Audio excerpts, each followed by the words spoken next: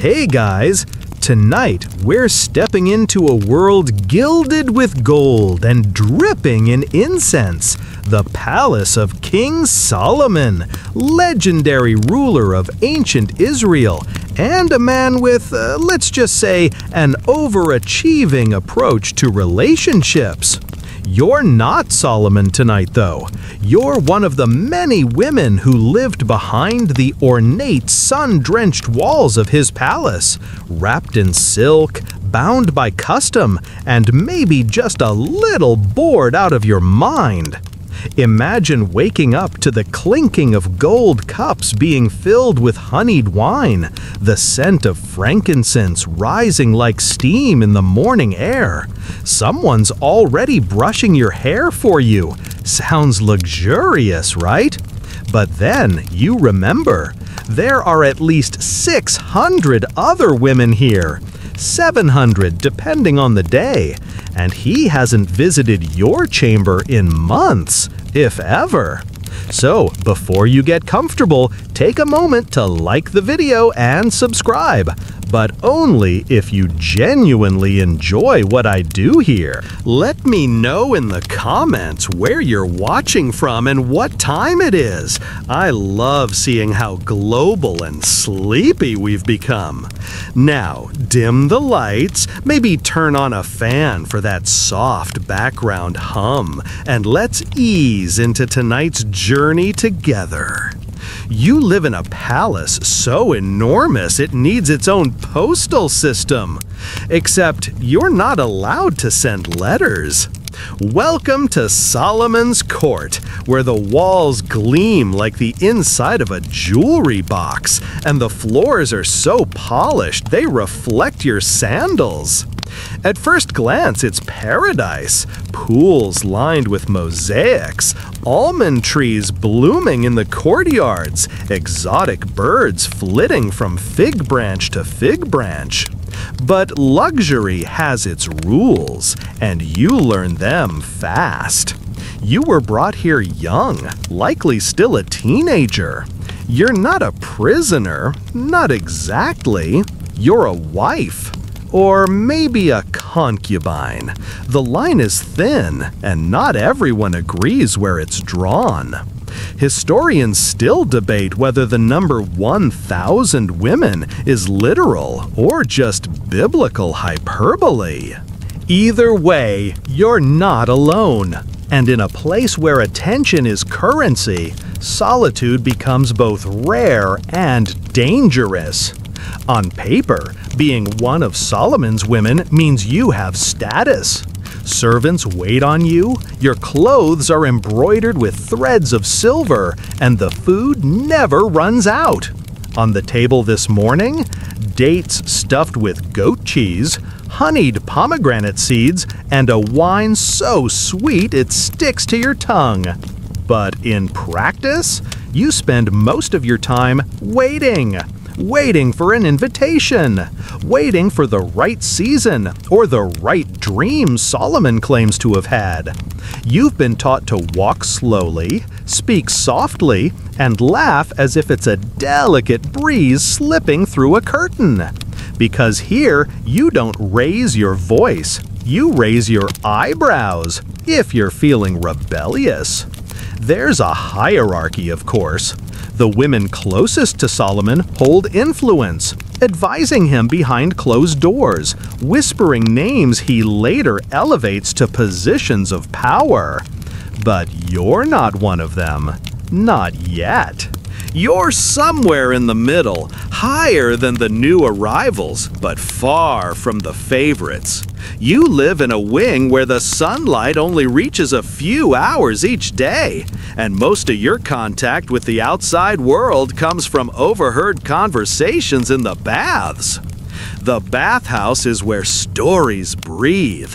It's where you learn which foreign princess had another miscarriage, which priest was caught staring too long, and whether Solomon's latest proverb was actually plagiarized from an Egyptian scroll.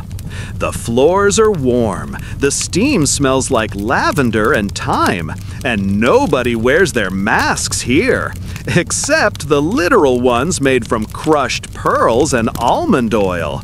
Still, the palace can feel like a floating world, untethered from time, drifting between incense rituals and embroidery circles. Days blur, seasons pass, you stop asking what year it is. At night, musicians play outside the harem. Not for you, though, for him. Solomon loves music, but only certain kinds. He says certain rhythms make the spirit rise. You once caught yourself tapping to a beat from your homeland, and the woman next to you gently shook her head. Too lively, too personal. You learn how to be still, how to be pleasant without being noticed, how to breathe without sighing. It's a slow erosion of self, like a statue weathered by centuries of soft rain. And yet, some mornings you catch a glimmer of rebellion. A woman refuses to smile at a servant. Another wears blue on a day she's meant to wear white. Little things, quiet resistance. You keep a small stash of carved beads beneath your cushion, each one from a different time. The day you arrived, the first time you were allowed to walk in the garden, the afternoon someone from your region brought you a fig wrapped in a silk napkin. Tokens, memories, anchors in a sea of repetition. And then there's the echo of his presence. You rarely see Solomon up close, but you hear about him constantly. He's in meetings, he's studying the stars, he's judging between two women fighting over a baby. Classic Solomon. He's busy being wise, which apparently requires long hours and an entourage of scribes. Sometimes he walks through the garden where you're sitting. You lower your eyes. He smells like cedar wood and scroll dust. Once he nodded in your direction. Your heart jumped. But that was 3 seasons ago. Nothing came of it. You start to wonder if this is it. If you'll spend the next decades floating through the golden halls, aging behind silk curtains while the world outside keeps turning. But tonight, you're not thinking of escape. You're not even thinking of change. You just want to breathe in the night air from the balcony, the scent of myrrh trees in the distance, and the way the moonlight glows against the limestone walls. You want to remember who you were, before the rules, before the weight, before the gold became a cage. And maybe, just maybe, you'll dream of walking barefoot again, where no one watches and no one cares what title they give you. The hallway smells like rose water and cinnamon again. You're not sure if it's a new blend or just the same incense wafting back and forth like your thoughts. You've stopped trying to keep track. Time is fluid here, like oil over marble, slippery, slow, and somehow always slipping away from you.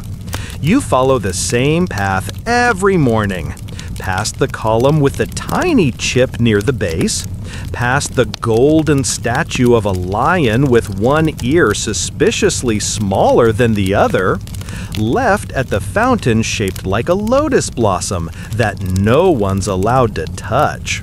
It's not a rule exactly, but when one girl did, she was mysteriously reassigned to the spice storeroom. You haven't seen her since. This is the harem, the inner sanctum. Not the steamy fantasy some modern minds like to imagine, but a strict, pulsing machine of routine, etiquette, and watchful silence. It's enormous, almost a city in itself, with its own gardens, kitchens, teachers, and, yes, guards. You're safe here, in a manner of speaking.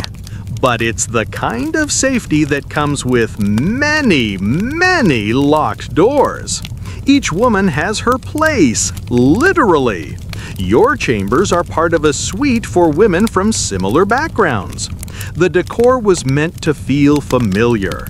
Carved cedar panels, patterned linen curtains, maybe even a small rug with motifs from your home. It's sweet. It's also curated. You notice quickly that even your nostalgia is being managed. Your day starts early. The sun is barely peeking over the hills of Jerusalem when the clinking begins. Servants bring water, lay out robes, and refill the trays of dried figs and almonds. You've learned to dress quickly, not because anyone rushes you, but because dressing is a social performance. The earlier you arrive at the morning salon, the better you're standing. And in this world, status is everything. The salon is where women gather, not to relax, but to watch and be watched. It's a quiet performance art. You sip pomegranate juice, compliment someone's embroidery, and pretend not to notice who's whispering in the corner. One of Solomon's favorites drifts past you. Her silk robe shimmers like fish scales. She smells like cardamom and soft power. You nod respectfully. She doesn't nod back, but don't take it personally. No one does here. You're all performing different roles in the same slow play. The woman beside you murmurs something about a dream she had. In the dream, Solomon rode a golden bird over the sea. You smile and say how auspicious that sounds, though you're quietly wondering if she's been sneaking poppy seeds again. Later, there's instruction. Not lessons exactly, but curated learning. One morning, it's calligraphy on papyrus scrolls. Another, the careful memorization of proverbs, especially the ones about noble wives and discreet tongues. Occasionally, someone reads a letter from Solomon's court. It's rarely personal. Usually something about a new shipment of cedar from Lebanon or updates from a distant marriage alliance. Still, you listen. Any piece of his world feels precious. Food is served in stages. Meals are slow, languid affairs, and heavily surveilled. Not overtly, of course. No one stands over you. But you feel the glances. Who eats with whom? Who laughs too loudly? Who skips dessert? A woman once brought her own salt from a homeland far to the east. It was confiscated. The gardens offer some relief. You take slow walks beneath fig trees, past trained peacocks and stone benches warmed by the sun. You talk more freely here. It's the only place you might dare to whisper a complaint or a joke, like the one about the concubine who told Solomon he looked tired. He responded by quoting Ecclesiastes at her until she fell asleep. A bit of light-hearted trauma bonding. But the gardens are also where jealousy festers. Rivalries bloom like the oleanders. One woman might gift a rare flower to a servant, hoping it ends up on Solomon's breakfast tray. Another might drop rumors like seeds, watching carefully to see if anything grows. Historians still argue over the politics of the harem. Was it purely domestic, or did it function as a shadow court, subtly shaping policy through pillow talk and indirect persuasion? Honestly, you don't care about the academic debates. You just know that being invisible is dangerous, but standing out can be worse. One afternoon, the head of the harem, an older woman known only as the Hand, calls for you. Not in anger, not in joy, just a summons. You walk carefully. Your heart does that weird thing where it skips a beat, then pretends it didn't. She speaks softly, eyes unreadable. She wants to know if you've heard any rumors about a missing scroll. You haven't, but now you know one is missing. And that's enough to keep you up tonight. Later, in your chamber, you lie on your side, watching a moth bounce gently against the oil lamp. You think of how delicate its wings are, how absurdly free it is. You remember stories from your childhood of queens who rode into battle or escaped palaces dressed as commoners. Here, escape looks more like mental flight. You replay conversations, interpret glances, try to stitch together meaning from mundane moments. You write tiny poems in your head. You count how many shades of red you've seen this week. You wonder what your mother would think of all this. You wonder if she thinks of you at all. Then there's the midnight hour, quiet and strange. Some women sleep soundly, wrapped in lavender-scented linens. Others, like you, lie awake, listening to the palace breathe.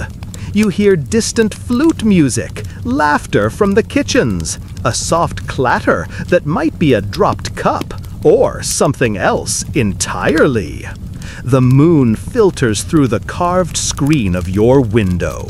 It paints delicate patterns across your floor, like lace made of light. You watch it, letting your mind float. And in this half-sleep, half-dream state, you wonder, not about leaving, not about being chosen, but simply about being remembered. Will anyone write your name down? Will you be footnote or fiction? Will your life become a question asked in the future by someone trying to fall asleep? It starts with music, faint at first, like someone humming underwater. Then it grows, strings, flutes, the occasional beat of a hand drum. You hear it from your chamber, and your pulse stumbles over itself. Tonight is one of those nights. The royal court is hosting a gathering, officially a celebration of a new alliance with a distant kingdom. Unofficially, it's a test for beauty, for grace, for visibility. You're not exactly invited, but you're also not invited. That's how it works. If your name appears on the roster the Hand distributes, you go. If not, you stay behind and pretend you never wanted to go in the first place. Tonight, your name is there, written in delicate ink under a line of others from your wing. You spend the afternoon in preparation, bathing in perfumed water, having your hair braided and coiled. The women who attend to you barely speak, but they hum, a melody that winds around your nerves like thread. The dress they hand you is a deep blue, embroidered with gold thread and tiny beads shaped like pomegranate seeds. It's stunning and heavy, like wearing a painting of the sea. You're not sure if the weight makes you feel royal or just tired. As you step into the outer chambers, the smell hits you first. Spiced lamb, sweet wine, incense that smells like sandalwood and ambition. You're led through corridors you rarely see, past courtiers in deep discussion, and guards who glance at you but never smile. The main hall glows with lamplight. Golden bowls spill over with fruit. Musicians sit cross-legged on patterned rugs, plucking strings with the kind of focus that makes you feel lazy just watching. And there, near the far wall, is Solomon. You've seen him before, of course, from a distance. Once during a temple procession, another time when he passed through the gardens, deep in conversation with a foreign emissary. But this is different. He's seated on a low dais, robes relaxed, but posture still controlled. His beard is neatly oiled, his eyes half-lidded. He doesn't look at you, not yet. You're ushered to the side with the others. It's a slow ballet, sitting, standing, being seen without being obvious. No one speaks to him directly unless summoned. Instead, you exist in a curated landscape, beauty and softness and the vague scent of rose oil, a living still life. There's music, then dancing. Not you, others trained for it. One of the newer women performs a piece from her homeland, using scarves that shimmer in the firelight. She's good. You can feel the attention shift toward her. A few eyebrows lift. Someone whispers. You sip watered wine and pretend not to feel a tiny pang of envy. You remind yourself, beauty isn't always a blessing here. It can be a spotlight, sure, but it can also be a brand. Solomon finally speaks, not to you, not yet, but to his advisors. His voice is softer than you expect. Less thunder, more scroll paper turning. You strain to listen, even though his words are likely about trade routes or new building projects. Still, it feels important, sacred somehow, just to witness. He finally looks in your direction, not directly at you, more of a sweep of the room. His gaze lingers near where you sit. Your heart starts practicing gymnastics again. You lower your eyes slightly, not too low, just enough to be modest, you think. He gestures. A name is called, not yours. Relief and disappointment trip over each other in your chest. Later, after the gathering, you walk back with the others. The halls are quieter now. The scent of oil lamps clings to your hair. One of the women hums the tune from earlier. Another talks too loudly, analyzing every glance, every smile, as if it were a diplomatic maneuver. Maybe it was, maybe it wasn't. You slip back into your chamber. The candles are low. You loosen your braids. Your scalp aches a little. You think about what he saw, or didn't see, what he thought, or didn't think. It's a strange thing, craving the attention of someone you barely know. But in here, attention is currency. It's opportunity. It's hope wrapped in silk. You lie down and stare at the wooden beams of the ceiling. The patterns are familiar. You count them when you're anxious. 5 beams. One has a knot in the shape of a fish. You wonder if Solomon has a ceiling like this in his own chambers, or if his view is always the sky. You remember a story another woman told, whispered over dates and goat cheese. She said Solomon once disguised himself to visit the markets unnoticed, that he bartered for dried apricots and argued about fish prices. You don't know if it's true. Historians still debate how often he left the palace and under what circumstances. But imagining him in a linen robe haggling over trout is oddly comforting. As you drift toward sleep, your mind starts twisting reality into dreams. You imagine a different life, one where you are a merchant's daughter and Solomon is just a tired man with calloused hands. You meet at a well. He smiles. You joke about the heat. He offers you a fig. You decline. He insists. It's simple. It's quiet. It's nothing like this. You wake sometime later to the soft rustle of the palm leaves outside your window. Someone down the corridor is softly crying. Someone else is laughing. A bird calls once and goes quiet. You close your eyes again and breathe in the last notes of incense from your sleeve. And in that liminal space between wakefulness and dreams, you think not of Solomon, but of yourself, of your breath, of your heartbeat, of the strange, slow bloom of identity beneath the layers they've wrapped you in. Morning in the palace doesn't begin with alarm bells or sunlight, at least not for you. It begins with footsteps, soft ones, deliberate. The attendants move like shadows, and somehow they know exactly when you're just starting to stir. They never knock. The door opens a few inches. A soft voice calls your name. Today is a temple day. You can tell before you're even fully awake because your breakfast is different. Figs, honeyed barley, and a square of something that might be cheese or very confident bread. You eat in silence, blinking at the beams of sunlight crawling down the wall like they're running late.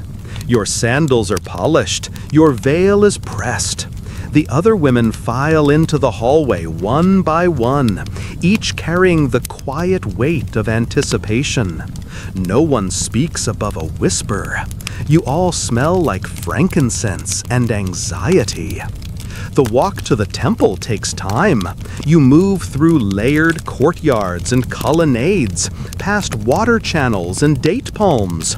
The architecture is designed for reverence and also for awe. Everything is large, geometric, and slightly too bright for your still sleepy eyes.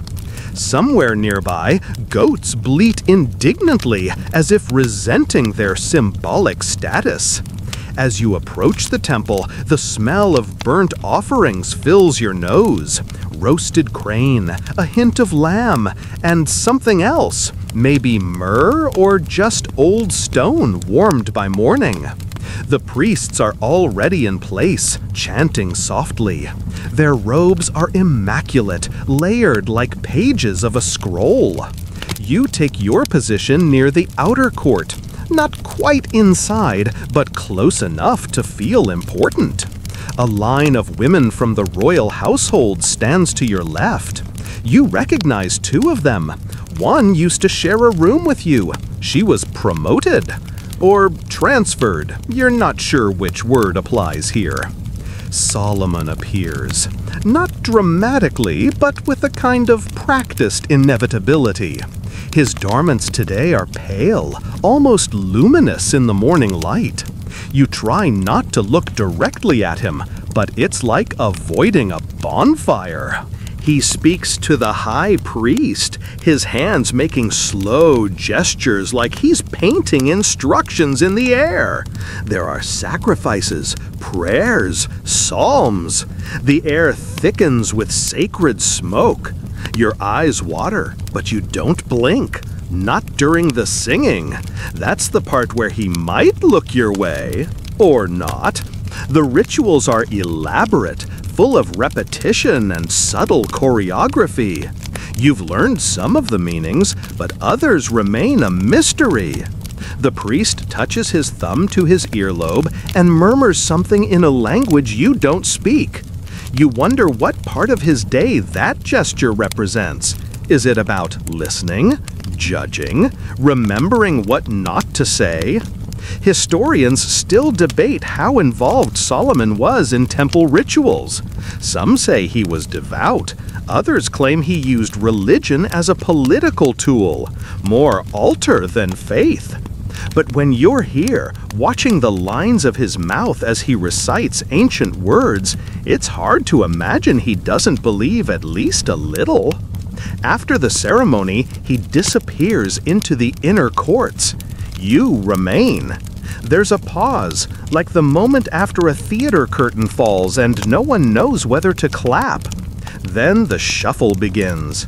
Some women return to their wings. Others linger, just in case. Today is a day of selection. You're about to turn when one of the attendants steps forward. His voice is low, but firm. Your name is spoken. You're being summoned. The air doesn't shift. Time doesn't stop. No one gasps. But your ribs suddenly feel about 3 sizes too small for your lungs. You follow the attendant through a maze of hallways you've only imagined. The walls are different here. Carvings of lions and date trees. Small niches holding clay lamps. A mural of a garden that might be imaginary. Eventually, you're led into a chamber. Not the royal bedchamber, you realize with relief, but something more like a private study. The windows are wide open, letting in a breeze that smells of olives and ink. Scrolls are stacked in pyramids on every surface.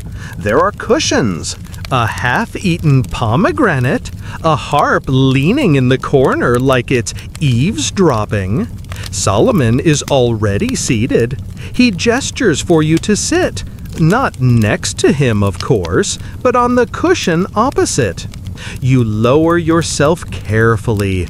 Your legs have forgotten how to bend.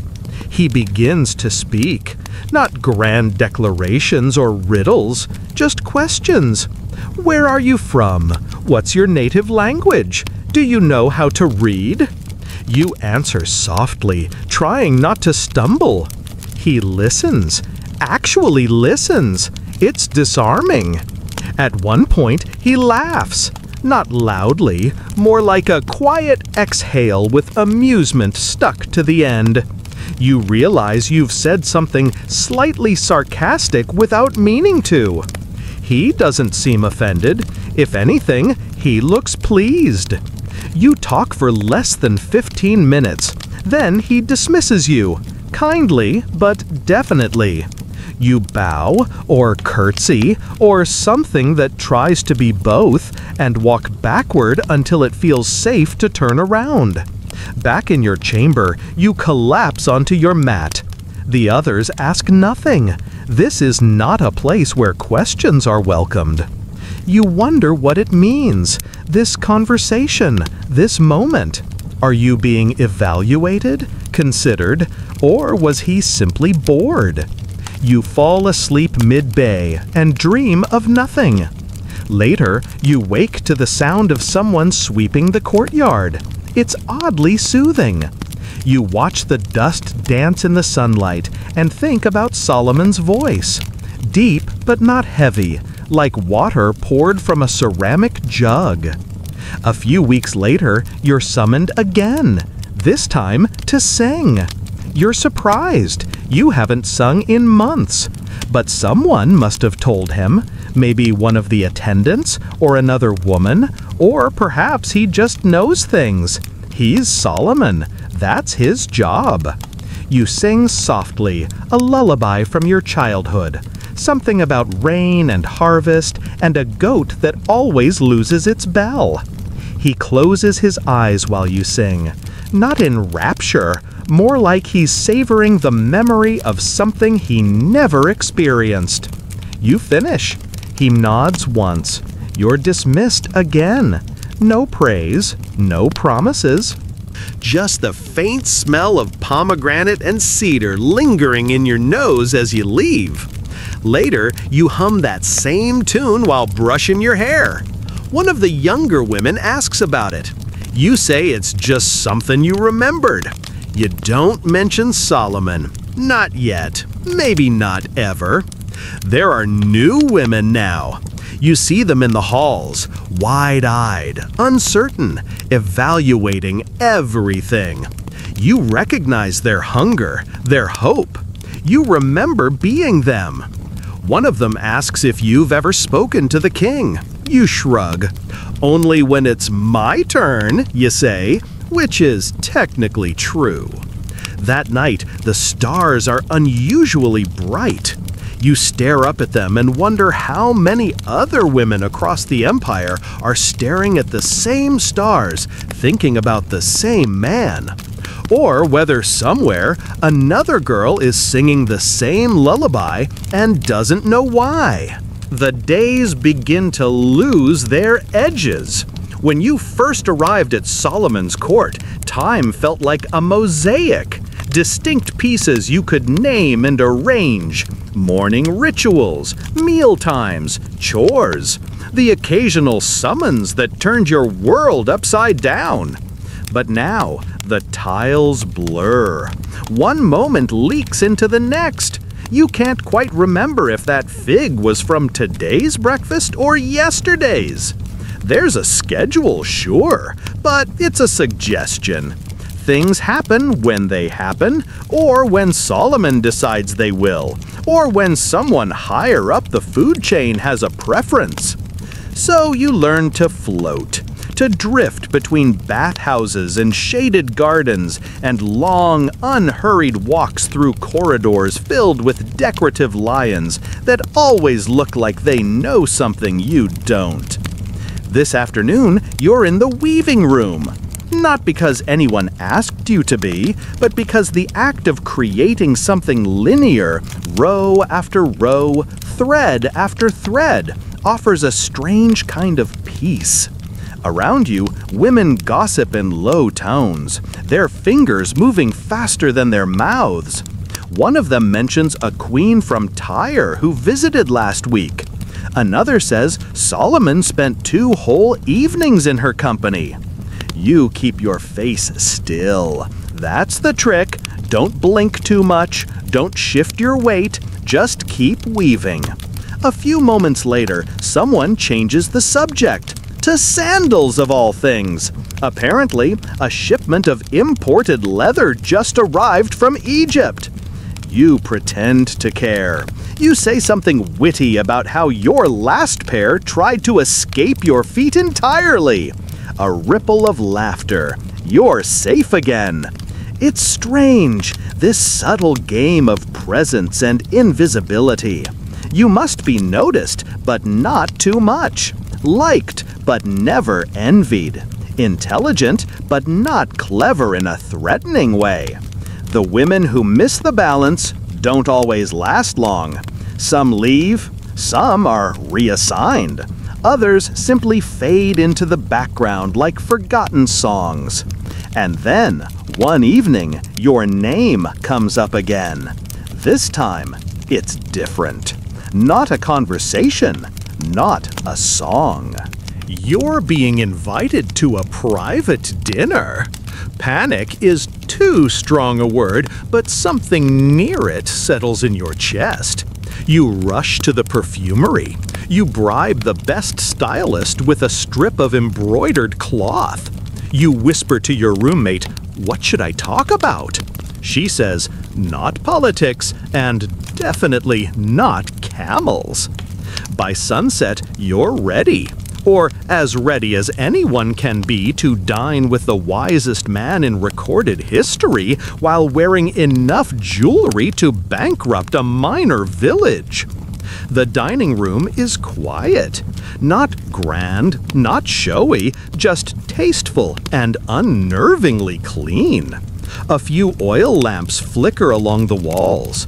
The table is low and wide, covered with foods that look vaguely familiar but smell exotic. Spiced lentils, roast pigeon, something wrapped in grape leaves that hums with garlic. Solomon is already seated. He gestures for you to sit across from him. No attendants, no musicians, just the two of you and an unsettlingly symmetrical bowl of olives. The conversation begins easily enough. He asks about your favorite garden in the palace. You mention the one with the crooked palm. He smiles, says he likes that one too. It's oddly reassuring, knowing the king also favors asymmetry. You talk about your homeland, the river that flooded every spring, the tiny frogs that invaded your house for a week every year. He listens. Sometimes he nods. Occasionally he interrupts with a question so precise you wonder if he somehow read your mind. And then, without warning, he quotes one of your old songs, one you sang weeks ago, just once, a lullaby you barely remembered until now. He doesn't sing it, of course, just speaks the lyrics, slowly, thoughtfully, like he's tasting them. You laugh, you can't help it. You remember that. He shrugs. I remember what matters. It's not a line, or maybe it is, but if so, it's an effective one. Because in that moment, you feel like someone has carved your name into stone. You feel chosen. Now, historians argue endlessly over Solomon's capacity to genuinely love. Some say he was deeply affectionate, moved by poetry and beauty and God's wisdom. Others claim he treated romance like a chess game, strategic, calculated, occasionally indulgent. Maybe both are true. Maybe love for him was a kind of wisdom, and vice versa. For you, though, the question isn't theoretical, it's emotional, sensory. You remember the warmth of the oil lamps, the way his eyes softened when he talked about the crooked palm, the gentle pressure of his thumb when he passed you a fig. That's the memory you keep, not the food, not the room, just that shared silence, full of potential and possibility. The next day, the palace feels different, not visibly, but internally. You move through the hallways like a woman newly aware of gravity. Every look feels like a question, every smile a test. The younger women start watching you.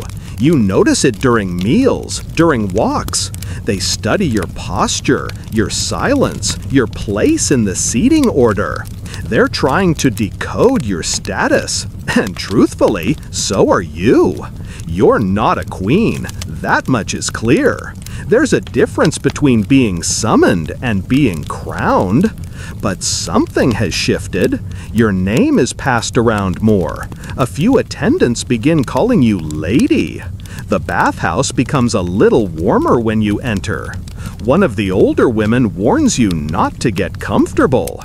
The king's attention is like the breeze, she says. It visits often, but never stays. You nod, but part of you disagrees, or wants to. Solomon doesn't call for you again that week, or the next. A month passes, 2. Your dreams grow stranger, half memories, half prophecies. Sometimes he's in them, sometimes he's not. Once, you dream you're swimming in a river made of ink, and every stroke erases a piece of your past. Eventually, you stop waiting. Not out of bitterness, just practicality. You return to the weaving room. You help teach a younger girl how to thread the shuttle. You read a scroll of poems that make you cry without knowing why. Then, out of nowhere, another invitation, this time to a garden. You meet Solomon under the crooked palm.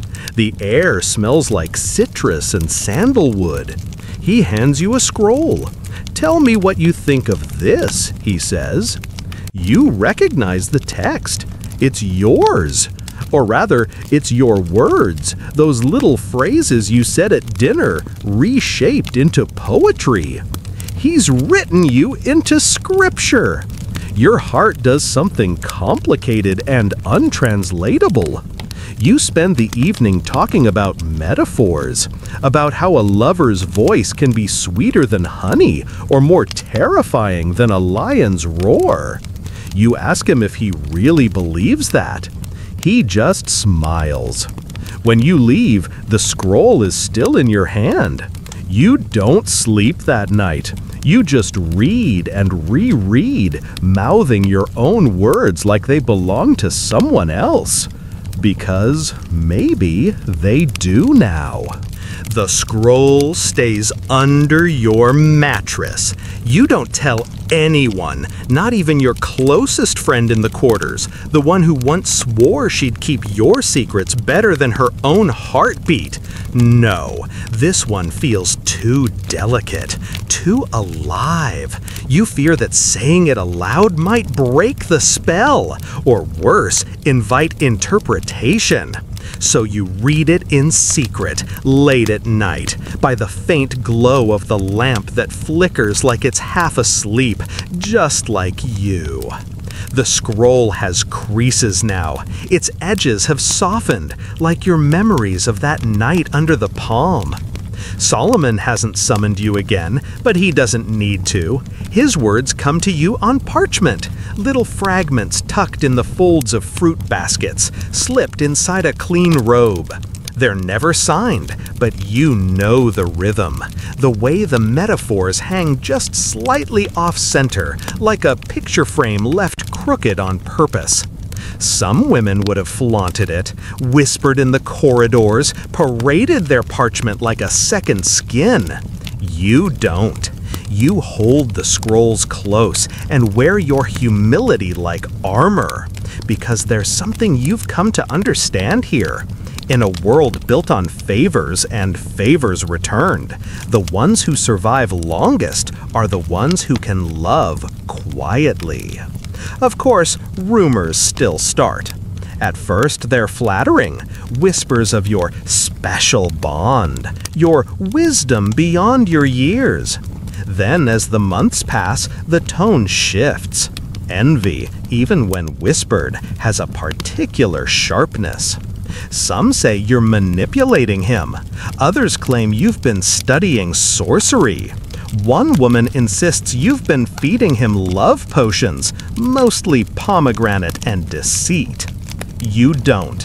Not because it doesn't sting, but because there's nothing to win. In Solomon's court, power isn't loud. It's subtle. It's being remembered without being mentioned. Still, the pressure builds. One morning, you're invited to the scriptorium. That alone would have been strange enough. Very few women are allowed to study the sacred texts, let alone write them. But when you arrive, the steward simply hands you a fresh piece of parchment and says, "The king is curious. He wants to know what you'd write." No guidance, no prompt, just the open page and a vague, terrifying freedom. You sit for a long time. The reed pen hovers over the parchment like it's unsure where to land. And then you begin. "I slept, but my heart was awake. Listen, my beloved is knocking." The words pour out. You don't think, you just remember. Moments, textures, the way his voice slowed when he talked about the moon, the scent of rain evaporating on limestone, the longing that never quite left even when he was near. By the time you finish, the ink has stained your fingers and your mind feels hollowed out in the best possible way. You hand it back to the steward. He doesn't read it, just bows and leaves. You wait. For days, nothing happens. Then weeks. You begin to wonder if it was a test, if someone will accuse you of blasphemy or arrogance or both.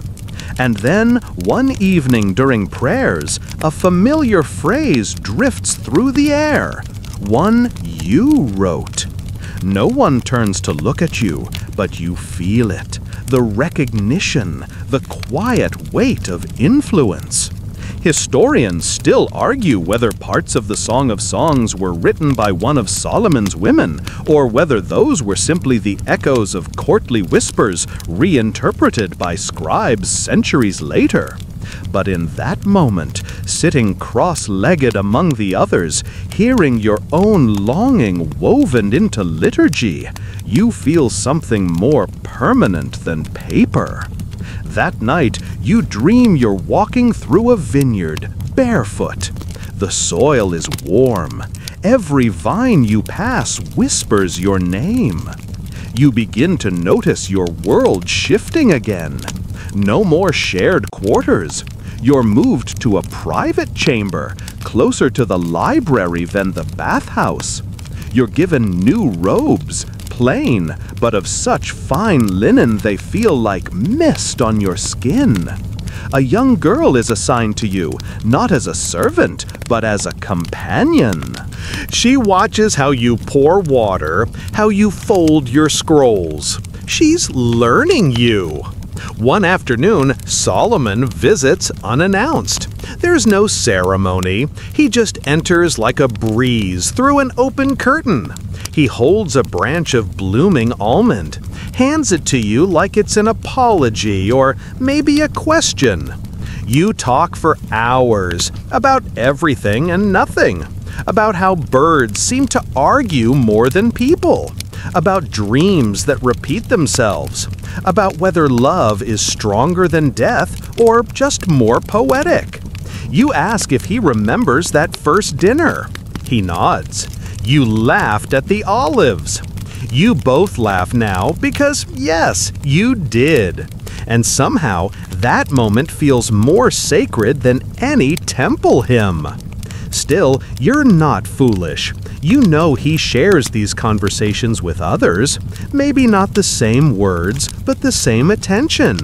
Solomon's wisdom, like sunlight, can warm many without lessening itself. But in that chamber, as the almond branch drops petals across your lap, you don't feel diminished. You feel written. The weeks that follow blur into a strange kind of rhythm. You wake early, write or read, walk in the gardens when they're empty. Occasionally, you're summoned to give your opinion on a poem, on a policy, on a metaphor. You're not a wife, not officially, but your presence is acknowledged. When the scribes list the women of the court, your name is sometimes placed closer to the top. No explanation, just placement. One morning, the steward delivers a set of wax tablets. A note reads, "Translate these, make them sing." You do.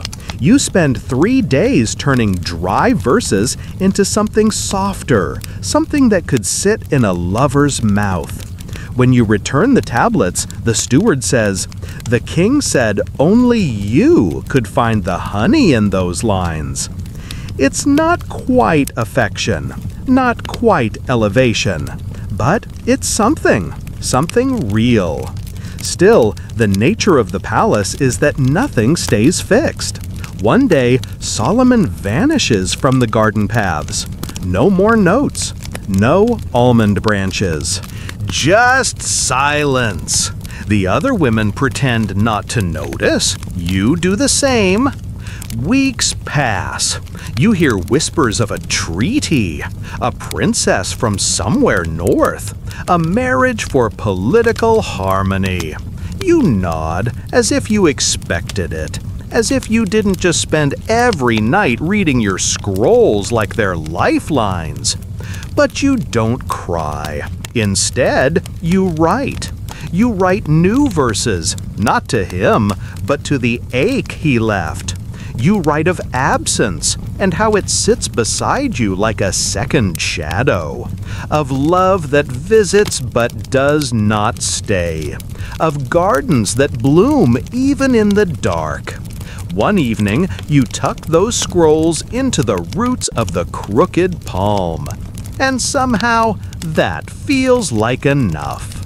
You wake earlier now. Not because someone calls you, but because the quiet feels fuller at dawn. The corridors still sleep. The air hasn't yet remembered the heat of the sun. You walk barefoot across the cool stone floor and light a single lamp, just enough to see your hands. Your fingertips are stained with ink again. The palace moves on. New women arrive, younger, some brighter, others louder. A few come armed with rumors of your past closeness to Solomon, as though that alone grants them access to some unwritten rulebook. They smile too much, or not enough. You've done both. You watch them flit through the gardens like birds unaware of hawks. You're not old, no, not yet. But time here moves like water on limestone, slowly, insistently, wearing down sharp edges. You've softened in places, hardened in others.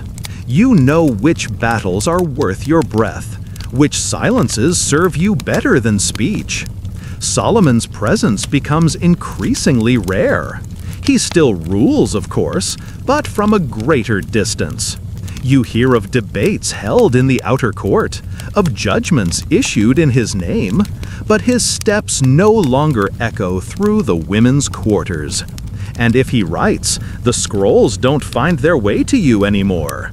You tell yourself that's fine, that kings must attend to kingdoms, that affections wax and wane like the moon, that your role, whatever it once was, has shifted into something quieter, more permanent. Sometimes in the bathhouse, you catch the younger women reciting lines from the scroll you once wrote. They don't know it was yours. They laugh as they quote, "Your hair is like a flock of goats," and you smile into your towel, remembering how long you spent trying to make that simile sound tender instead of ridiculous. But you don't correct them.